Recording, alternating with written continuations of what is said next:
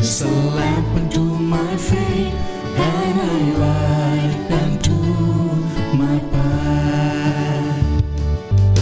Thy word is a lamp unto my feet, and a light unto my path.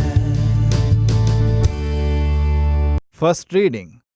A reading from the second letter of St. Peter to Timothy, chapter 4, verse 1 to 8.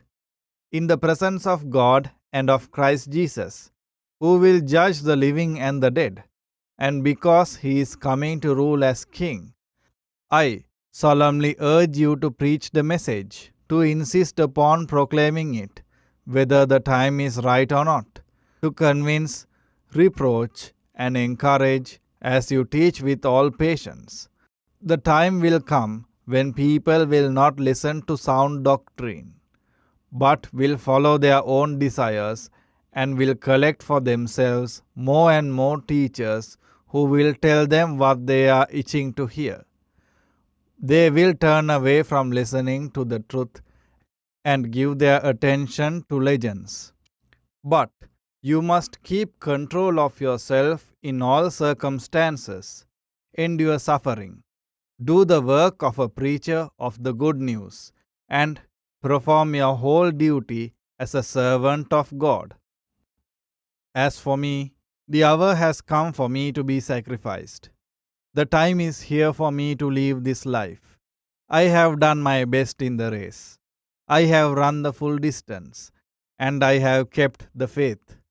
And now there is waiting for me the victory prize of being put right with God, which the Lord, the righteous judge, will give me on that day, and not only to me, but to all those who wait with love for him to appear.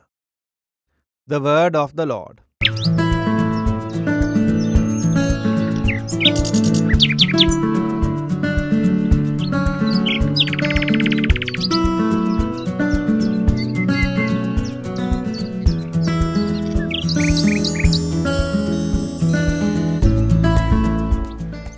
Dear friends, as we have come to the end of this week, now let us carefully listen to the Holy Gospel.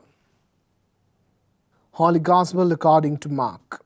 As he taught them, he said, "Watch out for the teachers of the law, who like to walk around in their long robes and be greeted with respect in the marketplace, who choose the reserved seats in the synagogues and the best places at feasts.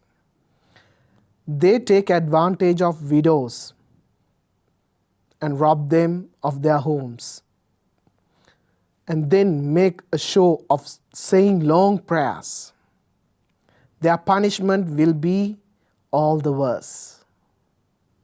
As Jesus sat near the temple treasury, he watched the people as they dropped in their money. Many rich men dropped in a lot of money. Then a poor widow came along and dropped in 2 little copper coins, worth about a penny. He called his disciples together and said to them, "I tell to you that this poor widow put more in the offering box than all the others. For the others put in what they had to spare of the riches. But she, poor as she is, put in all she had. She gave all she had to live on." The Gospel of the Lord. My dear friends, only way to prove that we love Christ is to show my neighbor loving how Jesus did us. Today in the Gospel we can see Jesus was nearby the treasury, and many people came, many rich people came, and they put more money to the offering box. But a widow comes and she offered 2 copper coins. 2 copper coins which worth a penny. A penny mean which the amount a person have to spend per a day in order to live. So whatever she had was that. In order to have her meals, in order to live that day, whatever she had, that's all she had. She offered him to God. She offered him in the offering box. But all the other people, they offered what they have extra. What they had all extra money only they offered. But Jesus praised, and Jesus said, everyone's offering is lesser than this widow's offering, because she kept her belief in God, that my God will sustain me if I give whatever I have.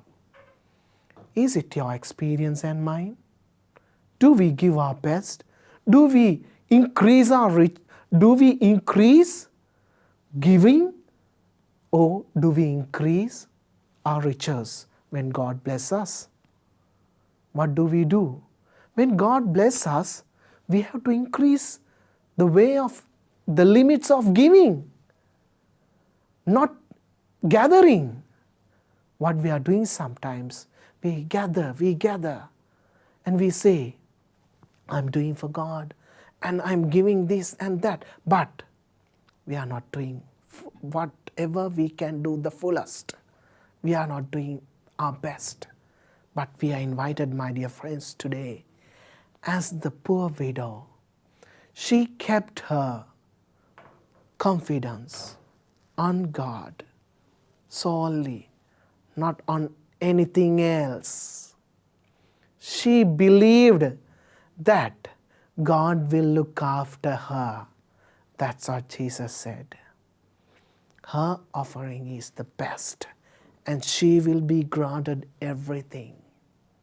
My dear friends, we are invited to give whatever. It might be not money. It might be sometimes the time. It might be sometimes our ideas, sometimes our knowledge. We have to give it to God. We have to give everything to God with our fullest.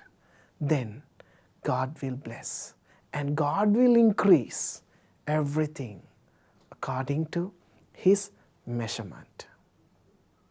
God bless you. Sri Wachanayano